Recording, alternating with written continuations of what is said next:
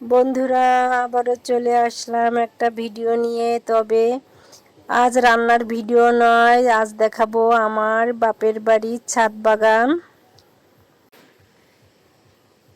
ছাদ বাগানে কি কি ফল গাছ আছে আমি দেখাবো। তো দেখেন, আম গাছে অনেক আম ধরেছে, নিচে ঝুলে ঝুলে রয়েছে, ছোট মানুষই পারতে পারে হাত দিয়ে। মাশাআল্লাহ, অনেক আম হয়েছে, দেখতেও অনেক সুন্দর লাগতেছে।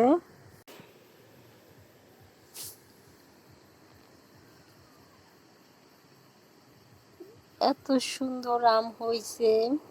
তো আম দিয়ে, কাঁচা আম দিয়ে খুব মজাদার আমের আচার বানিয়ে রাখা যাবে।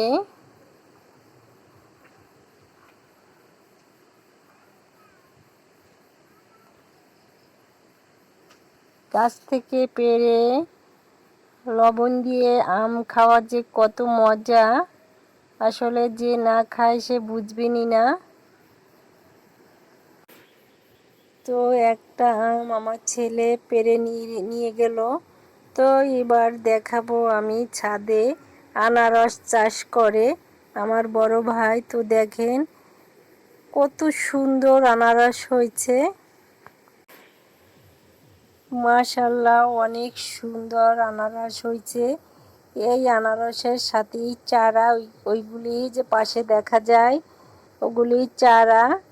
তো আনারস যখন পাকবে তখন এই চারা কেটে কেটে লাগাইলে আবারও আনারস গাছ হবে।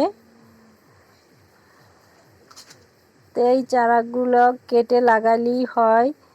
তো দেখেন খুব সুন্দর হয়েছে, যখন পেকে যায় খুব সুন্দর টকটকা একটা কালার চলে আসে, দেখতে খুবই ভালো লাগে এবং আনারসগুলি কিন্তু খুবই মিষ্টি।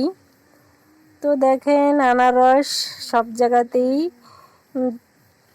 ফলানো যায়, ছাদে কিংবা মাটিতে, নিচে জমিতে। তো এখানে ছাদ বাগানই লাগিয়েছে। তো দেখেন আরও আনারস গাছ আছে। তো গাছে এবার হয় নাই, আগে হয়েছিল।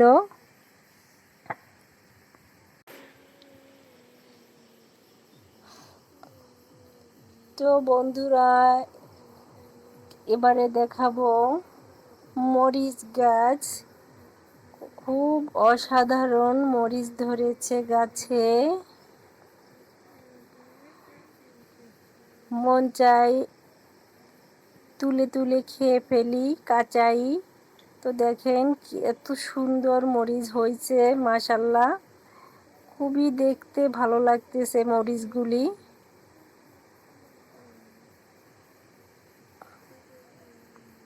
বন্ধুরা, আপনারা চাইলেও এভাবে ছাদে সব গাছই লাগাইতে পারেন, ফুল গাছ, ফল গাছ। তো সব গাছই লাগালে হয়, শুধু পরিচর্যার ব্যাপার। দেখেন এটা খাড়া মরিচ বলে, উপরের দিকে মুখ তোলা, তো খাড়া মরিচ। তো খুব সুন্দর হয়েছে মরিচ গাছ এবং মরিচ। তো এবারে দেখাবো রজনীগন্ধা ফুল গাছ।